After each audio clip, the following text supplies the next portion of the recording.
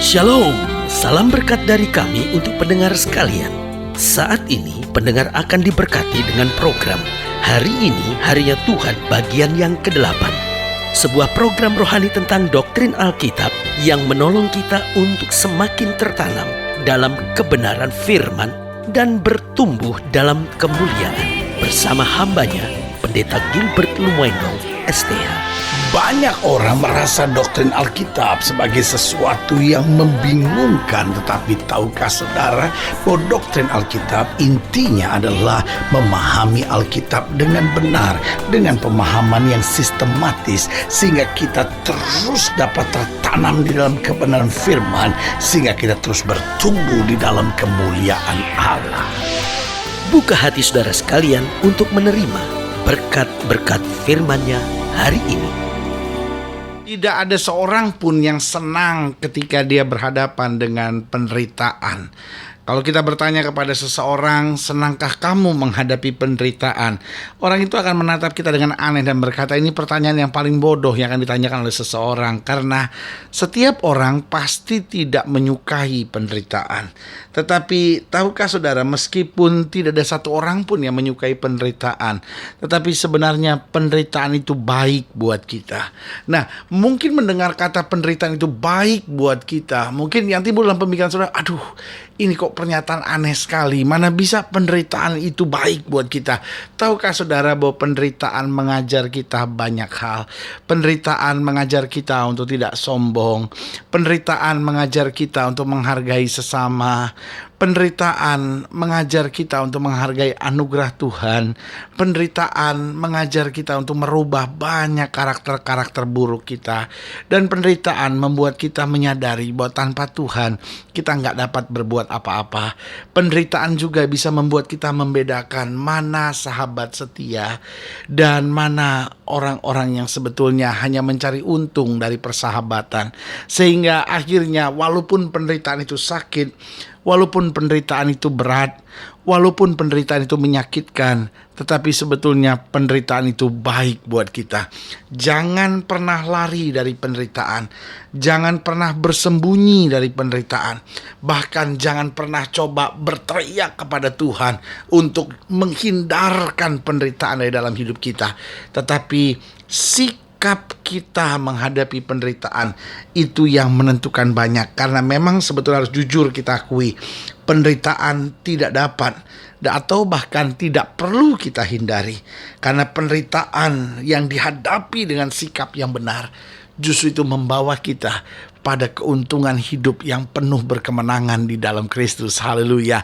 Selamat datang dalam program kita Hari Ini Harinya Tuhan, sebuah program rohani yang kembali mengingatkan kepada kita betapa pentingnya kita menjadikan firman Tuhan sebagai dasar keseharian hidup kita. Karena selama kita menjadikan firman Tuhan sebagai dasar keseharian hidup kita, maka langkah-langkah ke depan kita penuh dengan kemenangan, mujizat, dan perkara-perkara yang besar dari Tuhan. Haleluya. Dan dalam program ini, kita memang sedang membahas tentang sikap menghadapi penderitaan. Nah, apakah seorang itu melihat hasil yang baik dari penderitaan? Ataukah seorang itu hancur dari penderitaan? Sebetulnya bukan karena penderitaan itu sendiri. Ada orang yang akhirnya bunuh diri karena penderitaan. Ada banyak orang yang keluar dari gereja karena penderitaan. Ada banyak orang yang akhirnya jadi pelacur karena penderitaan. Ada banyak orang yang akhirnya hidup gak karu-karuan dengan obat terlarang, dengan minum mabuk, dengan seks bebas karena penderitaan. Tapi sebaliknya, ada orang-orang yang justru kerja keras karena penderitaan. Ada orang-orang yang justru terlibat dalam pelayanan justru karena penderitaan. Ada banyak orang yang akhirnya mengenal Tuhan lebih sungguh-sungguh lagi. Hidupnya berubah dan makin dekat sama Tuhan justru karena penderitaan. Berarti bukan penderitaannya yang menghancurkan seseorang, tapi sikap menghadapi penderitaan itu. Kalau sikap kita benar dalam menghadapi penderitaan, kita akan terus naik di tengah-tengah penderitaan. Tapi sebaliknya, kalau sikap kita keliru, kita justru hancur dan dipermainkan oleh setan di balik setiap penderitaan. Jangan kita bodoh, tapi kuatkan hati kita. Karena Kristus Tuhan, Raja Juru Selamat kita, adalah Allah yang memberikan kita kekuatan untuk menghadapi penderitaan. Sehingga Paulus dengan iman berkata, aku cakap menanggung segala perkara di dalam Kristus yang memberi kekuatan kepadaku. Haleluya. Nah, saudaraku yang kasih dalam Tuhan, kita sedang membahas dari 1 Petrus pasal 3. 1 Petrus pasal 3 ayat 13 sampai ayatnya yang ke-17. 1 Petrus pasal 3 ayat yang ke-13 sampai 17. Demikian firman Tuhan, dikatakan, dan siapakah yang akan berbuat jahat terhadap kamu jika kamu rajin berbuat baik? Tetapi sekalipun kamu harus menderita juga karena kebenaran, kamu akan berbahagia. Sebab itu janganlah kamu takuti apa yang mereka takuti, dan janganlah gentar. Tetapi kuduskanlah Kristus di dalam hatimu sebagai Tuhan, dan siap sedialah pada segala waktu untuk memberi pertanggungan jawab kepada tiap-tiap orang yang meminta pertanggungan jawab dari kamu tentang pengharapan yang ada padamu. Tetapi haruslah dengan lemah lembut dan hormat, dan dengan hati nurani yang murni, supaya mereka yang memfitnah kamu karena hidupmu yang saleh dalam Kristus menjadi malu karena fitnahan mereka itu. Sebab lebih baik menderita karena berbuat baik jika hal itu dikehendaki Allah, daripada menderita karena berbuat jahat. Jadi saudaraku yang kasih dalam Tuhan, ternyata Alkitab menggambarkan, bahkan memisahkan tentang dua hal dalam penderitaan ini. Yang pertama, penderitaan karena kita berbuat baik. Nah, Alkitab berkata, kalau kita berbuat baik, kalau kita hidup benar, kalau kita melakukan kehendak Tuhan, bisa saja kita menderita. Jadi jangan salah loh. Jangan setiap kali penderitaan ini dosa apa. No, sebaliknya. Karena kebenaran kita bisa menderita. Tetapi juga karena kesalahan kita bisa menderita. Nah, ini dua hal yang berbeda. Kalau karena kesalahan kita menderita, itu adalah tuntunan Tuhan supaya kita bertobat.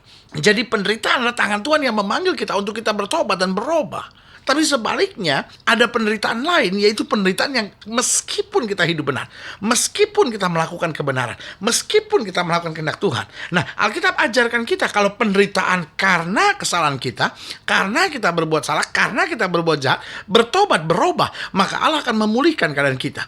Tapi kalau kesalahan kita sudah kita perbaiki, kita sudah bertobat, kita sudah tinggalkan, dan sekarang kita hidup benar, kita lakukan kehendak Tuhan, lalu kita harus menghadapi penderitaan. Nah, ini yang akan mengerjakan kebaikan buat kita.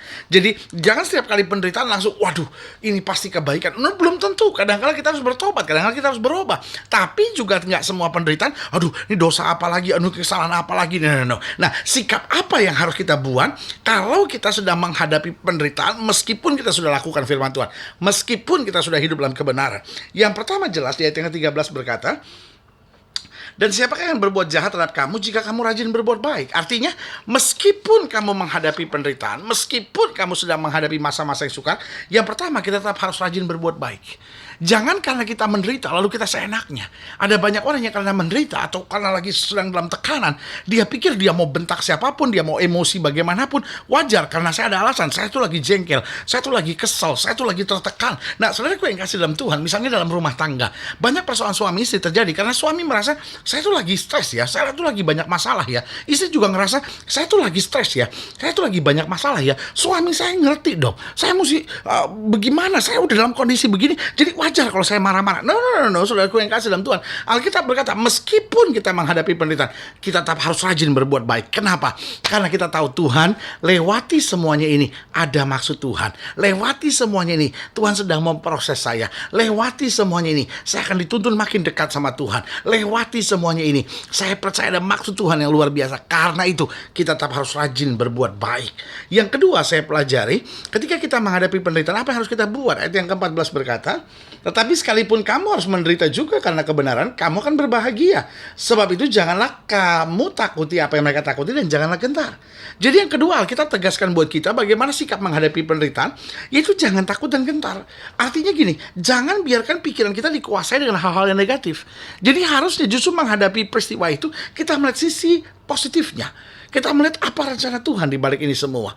Jangan takut dan gentar, karena orang dunia akan berpikir, hancur dah gua. Aduh, abis deh. Ini semua berantakan. Wah, kacau segala sesuatunya. Nah, tapi kita kan sebaliknya. Terima kasih Tuhan. Tuhan sedang mengajar saya. Terima kasih Tuhan. Saya akan kuat. Terima kasih Tuhan. Saya justru akan lihat mujizat. Karena Allah yang saya sembah, Allah yang tidak pernah mengecewakan orang yang berharap kepadanya. Haleluya. Jadi ingat, bagaimana sikap kita menghadapi penderitaan. Yang pertama, tetap rajin berbuat baik. Yang kedua, jangan takut dan gentar. Jangan Jangan biarkan pikiran kita dikuasai dengan hal-hal negatif. Jangan biarkan pikiran kita dikuasai dengan hal-hal yang menakutkan. Tapi mulai ingat, Tuhan membela kita, Tuhan memberi kemenangan tepat pada waktunya. Yang ketiga, coba lihat ayat yang ke-15, dikatakan, tetapi kuduskanlah Kristus dalam hatimu sebagai Tuhan, dan siap sedialah pada segala waktu untuk memberi pertanggung jawab kepada tiap-tiap orang yang meminta pertanggung jawab dari kamu tentang pengharapan yang ada padamu.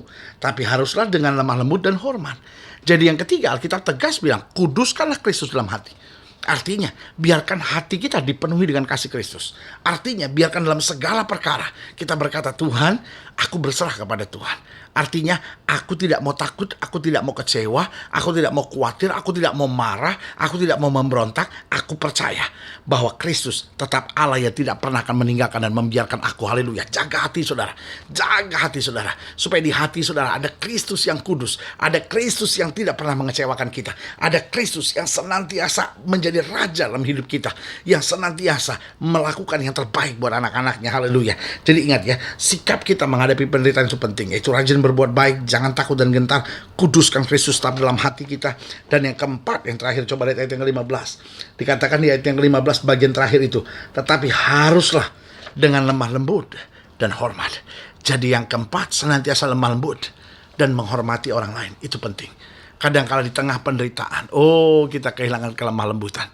Kita akhirnya mulai menghalalkan segala cara. Tapi saudaraku, kalau kita kuduskan Kristus di hati kita, maka otomatis kelemah lembutan, dan kita belajar menghormati orang lain. Kita belajar menghargai orang lain. Kita belajar menerima orang lain apa adanya.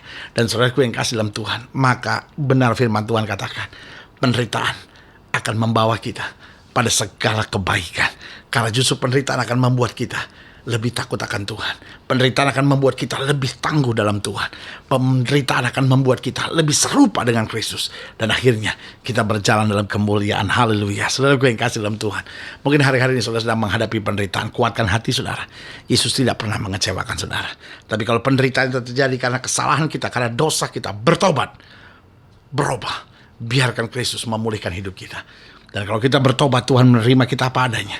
Dan Kristus memampukan kita untuk bangkit dan melihat kemuliaan Tuhan dinyatakan. Haleluya. Saudara gue yang kasih dalam Tuhan, kalau saudara sedang sakit, berbeban berat, lalu saudara sedang menghadapi masalah-masalah dalam rumah tangga, dalam masa muda saudara, dalam keluarga, dalam ekonomi saudara, dalam pekerjaan saudara, saudara boleh taruh tangan kanan saudara di dada, dan saya mau doa secara khusus buat saudara. Karena saya percaya hari ini adalah hari berkat, hari kemenangan, hari mujizat, hari di mana Allah akan berbuat sesuatu yang baik kembali buat kita. Nah, setiap saudara yang didoakan boleh taruh tangan kanan saudara di dada, dan kita akan berdoa. Mari kita berdoa.